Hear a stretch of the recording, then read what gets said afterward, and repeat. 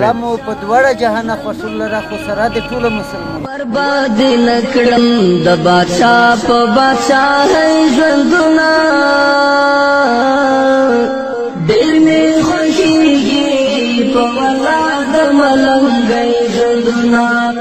نحمد و نصلي علی رسول الکریم. بسم الله الرحمن الرحیم. الحمد لله رب العالمین. روغلی نن د میش درېمه اکټیویټي ده. نن د مو سره خپل ټیم د یتیم ویلفیر ارګنایزیشن چې کوم ټیم ده هغه سره ده و ان شاء الله نن میش اکټیویټي په ټاون شه ده هر څه د میش سره د پروګرام خو وکړي او د میش سره تعاون خو وکړي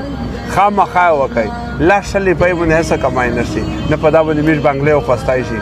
خو په دا باندې میش دایته د غریبونو ته د جاموته او خواستای شي تاکي سکون تاکي آرام مې د زړګي لیدلای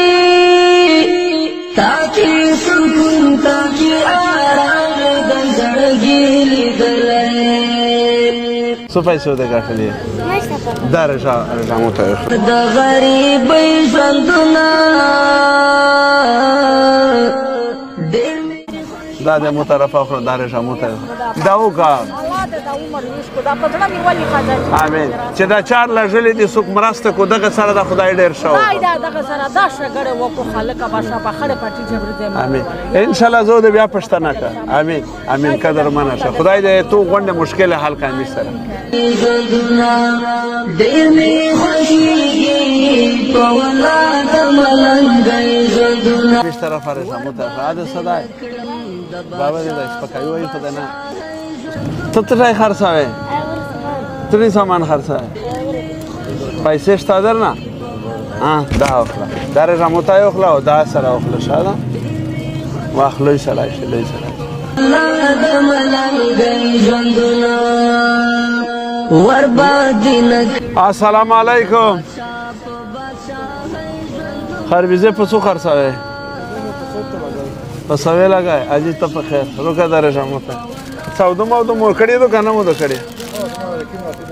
نامیش طرف را جاموته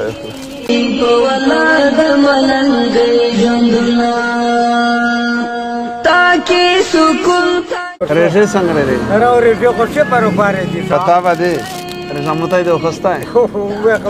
دا میش طرف اخلا دا وګونه کا شاده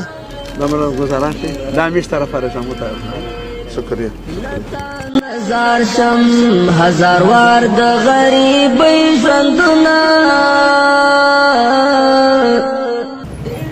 میش طرف رجاموته اخلا شیه داوکا جوړه طبیعت ته شدای دا رجاموته